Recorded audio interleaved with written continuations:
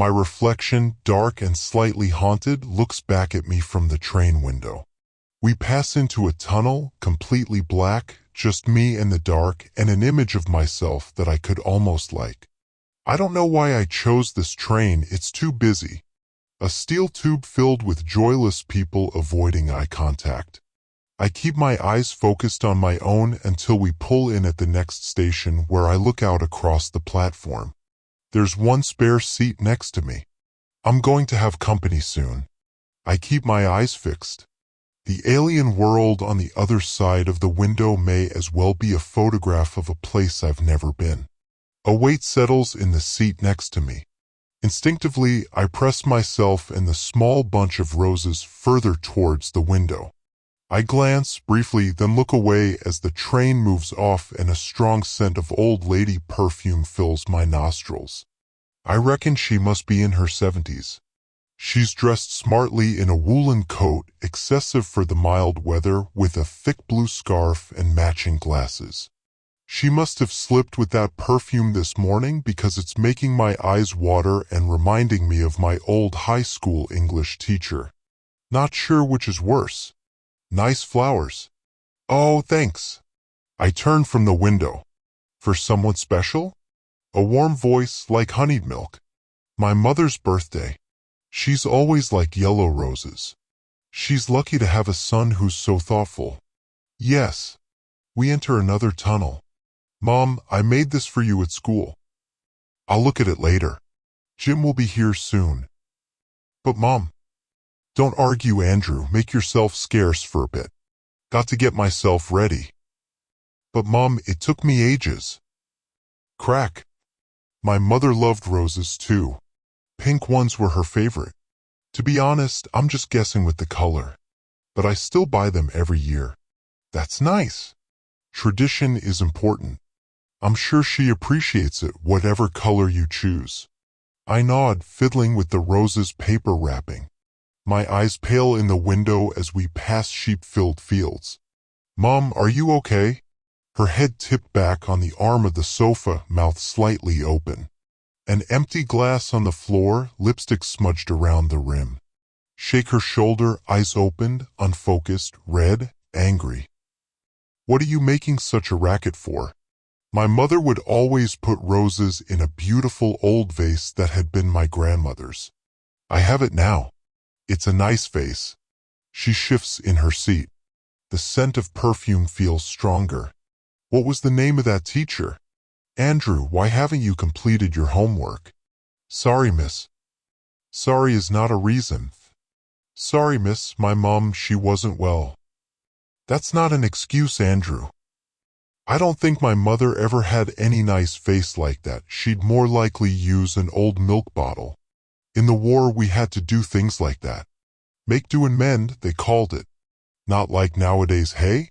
So much waste. The lushness of the fields has given way to grime and the grim, disheveled outskirts of the city. All manner of rubbish tangles amongst the bushes and brambles. Graffiti sprawls across every available flat surface. All is gray. It's a disgrace, isn't it? The old lady looks across me.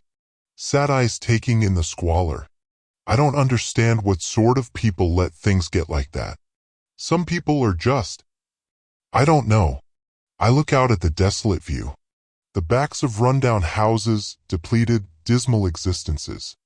It's just really sad. Mom, it's me, Andrew. Becky's with me. Remember Becky? We got engaged, Mom.